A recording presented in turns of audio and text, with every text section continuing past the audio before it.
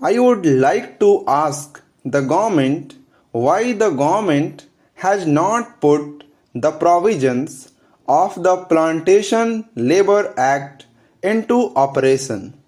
Only certain portions of this Plantation Labor Act are now put into operation. What is the objection on the part of the government to put this entire Plantation Labor Act, all its provisions, into operation? If this had been done, certainly some benefits would have been derived by the workers, which the government withholding at present. Particularly, these tea garden owners take advantage of this. They not only exploit the laborers to the maximum extent but also put so many other difficulties in the life of the workers, wage cut, etc. When I say they cut the wages of workers, they effect the cut in wages not by direct cut in wages, but they increase the workload, taking advantage of the position in which the workers are now placed. For example, a certain amount as basic pay is given to the workers, but a far higher amount of work is got from than what they used to do before. Now they have become bound to do more work. The worker pluck more tea today than they used to do before. Up till very recently, one worker was asked to pluck buds from 250 plants.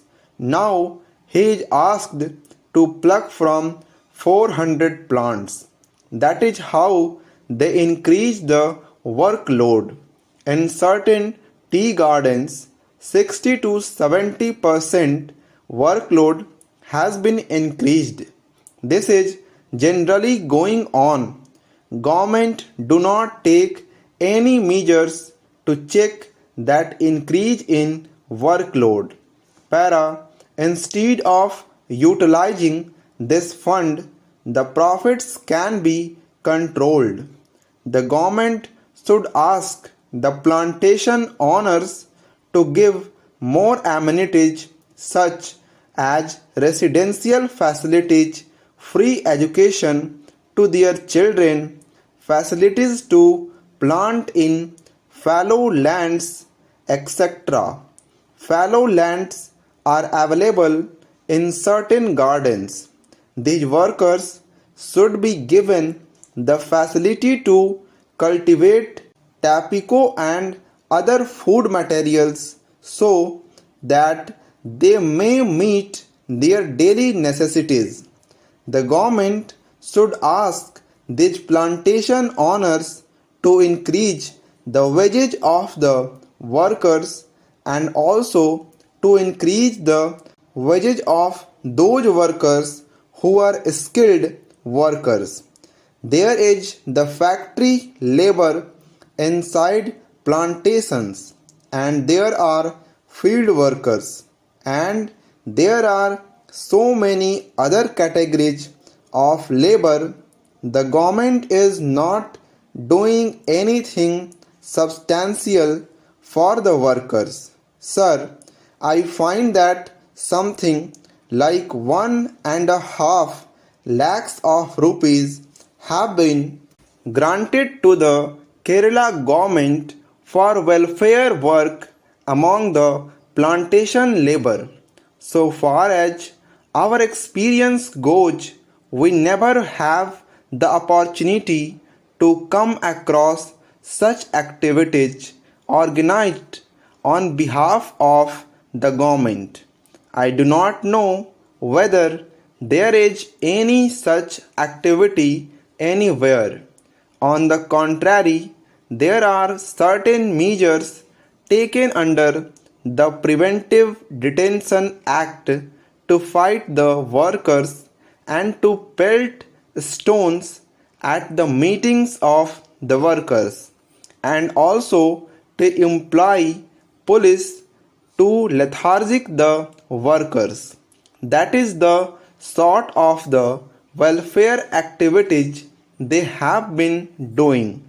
But what we demand is that the government should see that the plantation owners are asked to pay higher wages to the workers and to improve their conditions of living.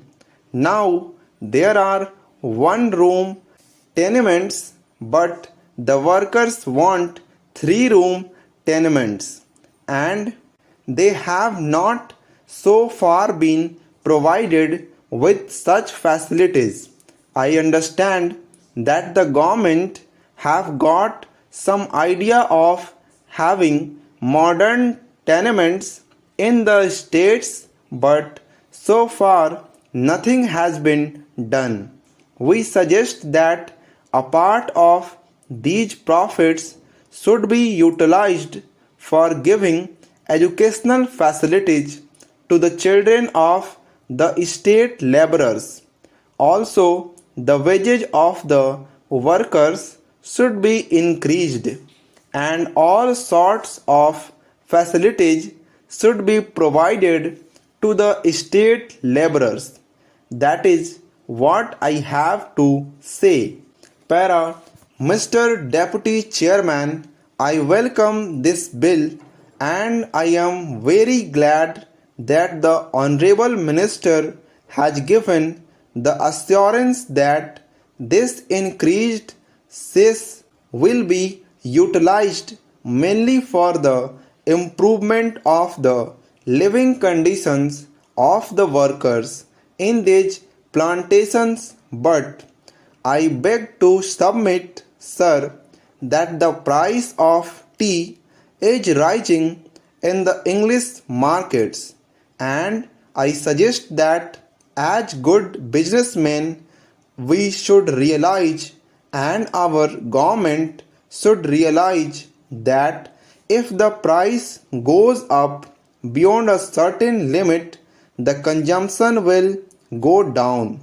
We should not adopt a narrow policy and allow the price to go up by leaps and bounds. Of course, it does give some profit to the local planters and probably to our government, directly or indirectly, in the shape of income tax earned from these plantations. But as I said before, this is a short-sighted policy. The result will be that in the long run, if the price of tea goes beyond a certain limit, the consumer will not be able to adjust it within his family budget, and therefore the consumer will reduce his consumption of tea. There are other countries also which are taking up the production of tea, and we are finding every day new competitors in the tea trade.